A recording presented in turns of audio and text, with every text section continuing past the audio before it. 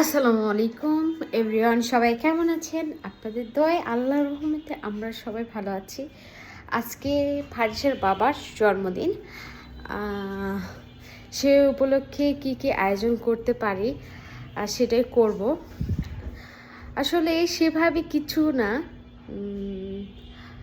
মাস শেষ মাস শেষ হয়ে যাচ্ছে, সমস্যা নাই।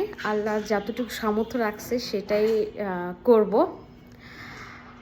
আর আমার ফাউজুল কবিরের জন্য, মানে ফারিসা বাবার জন্য সবাই দোয়া করবে। সে যেন সবসময় সুস্থ থাকে, আল্লাহ যেন তার আয়ু বৃদ্ধি দেয়।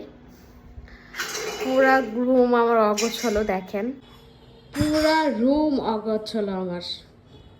মানে কিছুক্ষণ আগে ঘুম থেকে উঠলাম, পুরা বেলকনি পুরাই খেলনা দিয়ে ভরে রাখছে। রান্নাঘর শেষ করছে একদম।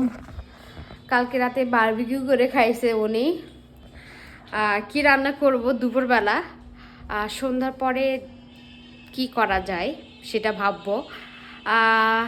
আসলে এই সপ্তাহে পুরো সপ্তাহে মাংস, গরু মাংস, খাসির মাংস, মুরগি মানে খাইতেই আসছি।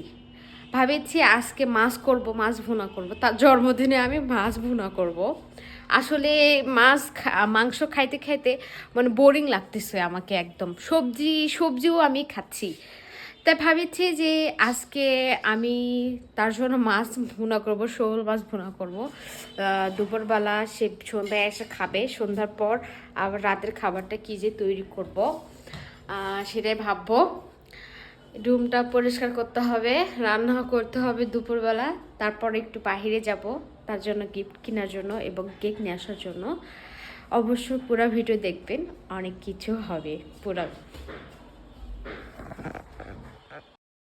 এত পরিমাণে কাজ করছি বলে বোঝাতে পারবো না। সকাল থেকে উঠে 4টা পর্যন্ত কাজ করে এই তো গোসল টোসল করে খাওয়া দাওয়া করে এখন বের হলাম তার জন্য গিফট কেনার জন্য। আসলে তার একজনের জন্য ওয়েট করতেছিলাম। আসলে অপেক্ষা করাটা আমার খুবই বিরক্ত লাগে। মেয়েও এদিক বোরিং হচ্ছিল, আমিও খুবই বোরিং হচ্ছিলাম। সারাদিন এত পরিমাণে কাজ করছি, করতে করতে আমি পুরাই ক্লান্ত। মেয়ে তো মানে বিরক্ত করতেছিল যে বাইরে যাওয়ার জন্য। অবশ্যই আমার মেয়েকে দেখলে মাশাআল্লাহ বলবেন, কেউ মাশাআল্লাহ বলতে ভুলবেন না। এই তো অপেক্ষা করা শেষ, চলে আসলাম। এত পরিমাণে মার্কেটে ঘুরছি কিন্তু গিফট পছন্দই হচ্ছিল না। এত পরিমাণে আমাদের এখানে সাভারে 3টা শোরুম আছে ইজির।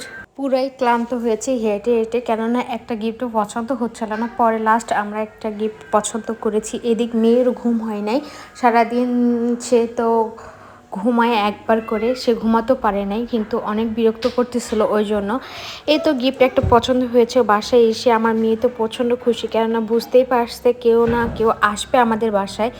এই তো পুরা রুম পরিষ্কার করে মুছে ধুয়ে পরিষ্কার করে রাখলাম, মানুষজন আসবে আর মেয়ে তো অনেক খুশি। তারপর দেখি সবাই চলে এসেছে কেক নিয়ে। আসলে যার বার্থডে সে কিন্তু জানে না যে এত বড় একটা তার জন্য আয়োজন করতেছি আমরা। এ তো ওরা সাজাচ্ছিল, বেলুন ফোলাচ্ছিল। এই পাশে আমি আবার রান্না করতেছিলাম। আসলে তারা ভুনা খিচুড়ি খাইতে চাইছে, এই জন্য আমি ভুনা খিচুড়ি এখানে সবজি দিয়ে মাংস দিয়ে বসাইছি। আসলে তাদেরই আবদার ছিল যে আজকে ভুনা খিচুড়ি খাবে আমার হাতে। আসলে এই খিচুড়িটা এত মজা হয়েছিল বলে বোঝাতে পারবো না।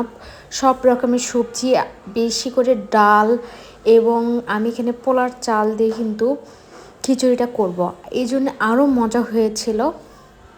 আর এত পরিমাণে ক্লান্ত লাগতেছিল, সারাদিন এত পরিমাণে কাজ। আসলে যেদিন কাজ থাকে সেদিন আমার মানে কাজ করতে করতে আমি ক্লান্ত হয়ে যাই, যেদিন থাকে না সেদিন আমাদের কোনো কাজই থাকে না।